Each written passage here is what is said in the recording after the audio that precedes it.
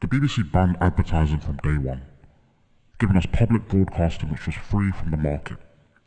But they never said this about the films they were screening, that those films were adverts to promote and build the image of empire. This little girl comes from Nigeria.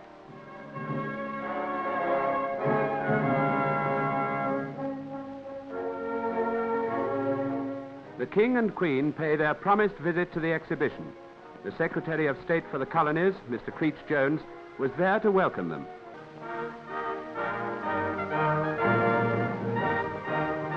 Edda, a little Malayan girl, whose father is now studying at Oxford University, presented the Queen with a bouquet.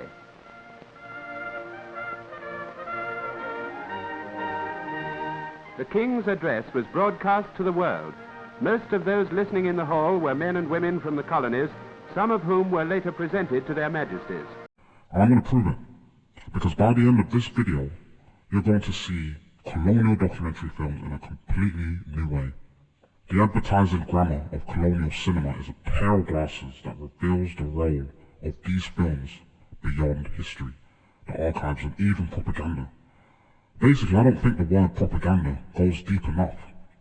Instead, I see a visual language that was engineered to make audiences feel that empire was natural and necessary both for development and for the benefit of colonized people. And to be honest, once you see the grammar, you can't unsee it. It includes the institutions that are still screening these films today. Before we go anywhere, I need to define what I mean by advertising grammar, because I see it going beyond just metaphor. It's a type of structural argument. Advertising does three things. It creates desire, manufactures legitimacy, and it works emotionally. It kind of makes you feel in a specific way, manipulates your emotions. And really and truly, the best adverts are world builders.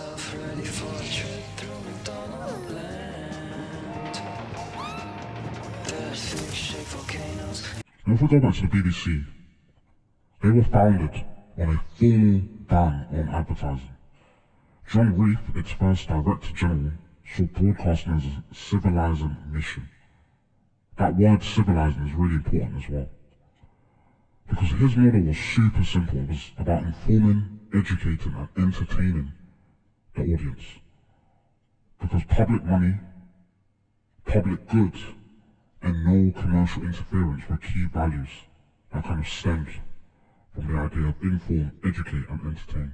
So what this created was like this neutral space where ideology could travel without the friction of being identified as that ideology. And in this space, you're not really getting sold anything. You're just presented a world as a truth. The northern region now cans her own food. A tinned meal, that product peculiar to modern civilization, is growing in popularity as the speed of life increases. The trend is worldwide, and Nigeria is no exception. In every branch of industry, more modern methods are being employed to keep pace with the times. Everything you see, you believe is fact. So if we go back to 1933, the GPO, or the General Post Office, at that point the largest employer in Britain, had established its own film unit inside its public relations department. Now just deep that for a second. A film unit inside a PR department. The films they produced included the acclaimed Night Mail, 12 vehicles. 8:30 p.m. Weekdays and Sundays. The down postal special leaves Euston for Glasgow, Edinburgh and Aberdeen. The postal special is a fast express, but it carries no passengers. It is manned by 40 post office workers. 500,000 letters are sorted, picked up or dropped at full speed during the night, or carried on for the morning delivery in Scotland. Which was shown in cinemas and later on television as documentary. But these films were funded by a government institution and they were shaped by public relations objectives, designed ultimately to build goodwill. Film historians even call this the sponsored documentary era, and John Grierson often called the father of British documentary, built his entire career within this model. So understanding this is the first layer of the argument. These films were made to promote a version of the world. So if we now move towards 1939 to 55, the Colonial Film Unit starts to operate.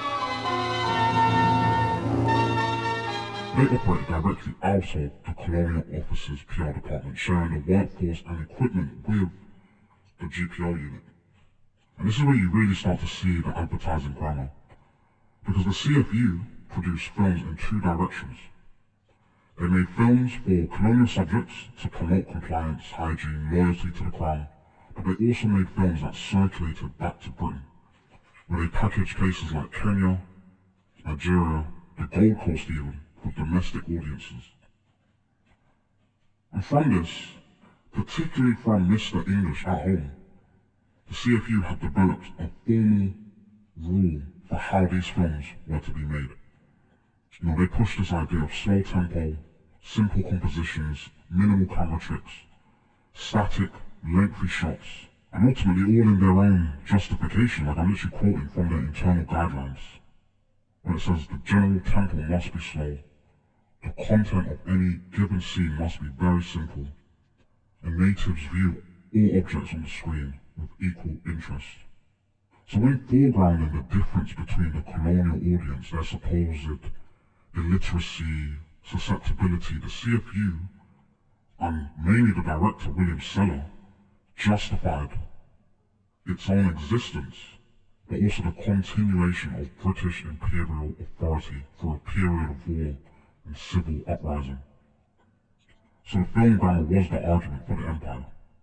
So if we go back to the three things that I mentioned about advertising in general, this idea of creating desire, manufacturing legitimacy, and then also working emotionally, we find that when we create desire, or when these films create desire, a wide landscape shots of Nigerian plains or voiceover narration speaking of progress and order.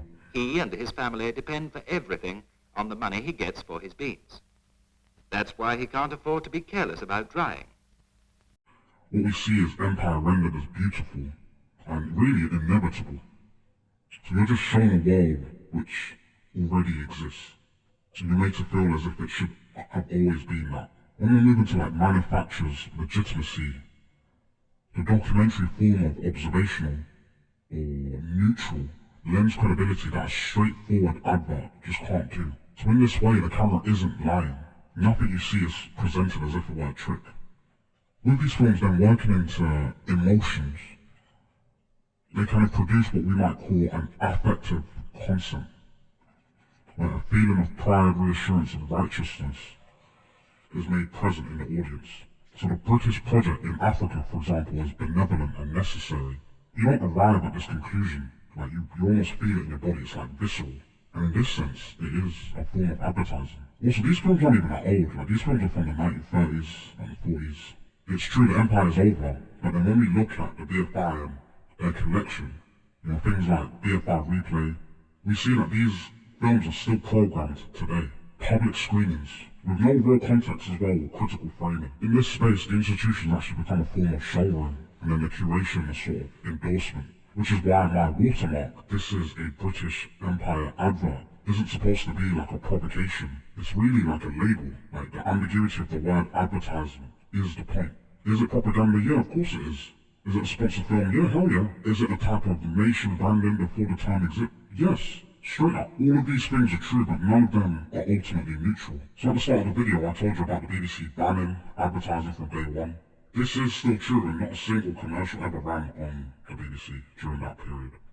But the films they screened created desire, manufactured legitimacy, and they worked emotionally on a domestic audience to make empire feel like the natural order of things. And honestly, if that's not advertising, I don't know what the hell is.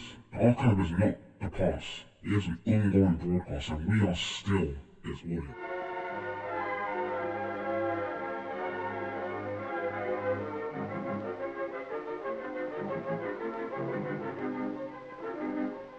These are some of the colonial raw materials used in Britain.